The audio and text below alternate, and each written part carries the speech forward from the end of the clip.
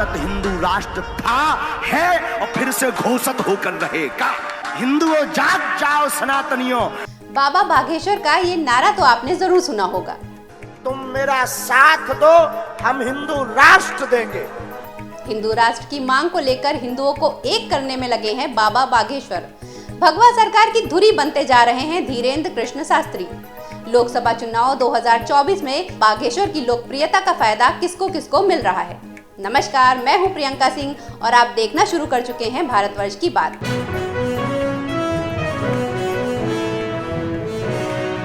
खजुराहो मंदिर से लगभग 35 किलोमीटर की दूरी पर एक गांव है, गढ़ा। इसी गांव में रामकृपाल और सरोज के घर साल 1996 में एक बच्चा हुआ जिसका नाम रखा धीरेंद्र कृष्ण शास्त्री। धीरेंद्र का बचपन तो तंगहाली में बीता, लेकिन आज हिंदू सनातन समाज में इनके नाम का डंका बजता है। गरीब परिवार में जन्मे इस लड़के के आज के समय में लाखों फॉलोवर्स हैं। धीरेंद्र शास्त्री की इसी लोकप्रियता को बीजेपी 2024 के लोकसभा चुनाव में हथियार बना रही है। आज हम बात कर रहे हैं धीरेंद्र कृष्ण शास्त्री की। धीरेंद्र शास्त्री की वेबसाइट के मुताबिक धीरेंद्र शास्त्री का बचपन तंगहाली में बीता। कर्मकांडी परिवार था। पूजा पाठ से जो दक्षिणा मिलती थी उसी से 5 लोगों का परिवार चलता था।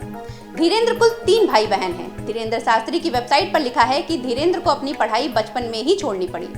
3 भाई बहनों में सबसे बड़े धीरेंद्र का बचपन परिवार के खर्च उठाने में बीता। फिर एक दिन दादा गुरु के आशीर्वाद से बालाजी महाराज की सेवा में जुट गए। धीरेंद्र शास्त्री के पास आज के समय में प्लेन और कई प्राइवेट जेट हैं। भारत से लेकर लंदन तक उनका सम्मान होता है। गढ़ा में धीरेंद्र शास्त्री का जहां दरबार है, उसी के पास एक प्राचीन शिव मंदिर है। इसी मंदिर में एक सन्यासी बाबा होते थे जिनकी विरासत और आशीर्वाद को आगे बढ़ाने की बातें धीरेंद्र करते दिखते हैं। पिछले कुछ समय से जिस प्रकार बाबा बागेश्वर का नाम राजनीतिक गलियारों में सुनाई दे रहा है, उससे साफ है कि बाबा के इसी फेम को भुनाने की कोशिश की जा रही है। यहाँ हम बात कर रहे हैं भारतीय जनता पार्टी की। बाबा बागेश्वर के पटना पहुंचने के बाद से ही भारतीय जनता पार्टी ने इस मौके को भुनाना शुरू कर दिया। हिंदुत्व की धार को मजबूत करना बीजेपी की राजनीति का हिस्सा रहा है।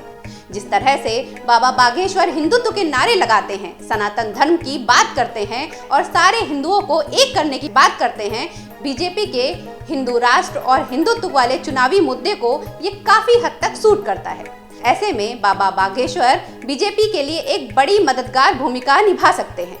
इसलिए यदि राजनीतिक विशेषज्ञों की माने तो बीजेपी बाबा बागेश्वर की धर्मसभा के जरिए हिंदुत्व की राजनीति को हवा देने के प्रयास में जुट गई है। जिस तरीके से उनके कार्यक्रमों में बीजेपी के वरिष्ठ नेताओं की हाजिरी हो रही है, वो इशारा तो इसी ओर कर रही है। माना जा रहा है कि आने वाले समय में बाबा बागेश्वर विधानसभा चुनाव वाले राज्यों में भी कथा कहने जा सकते हैं। इससे पहले मध्य प्रदेश की शिवराज सिंह चौहान सरकार ने भी बाबा बागेश्वर धाम का समर्थन किया था। यहाँ तक कि बीजेपी के बड़े नेता नरोत्तम मिश्रा ने भी लगातार बाबा के कार्यक्रमों में शिरकत की। बिहार में जिस तरह से बीजेपी के सांसद और विधायकों ने बाबा की आगवानी की, कई बड़े नेताओं ने बाबा की आरती उतारी, इससे निश्चित तौर पे कहा जा सकता है कि बीजेपी बाबा बागेश्वर के प्रवचन के जरिए राजनीतिक फायदे उठाने की कोशिश कर सकती है। धीरेंद्र शास्त्री जिस तरह की भाषा का प्रयोग अपने प्रवचनों में करते हैं, वो हिंदू वोट बैंक के मुताबिक है।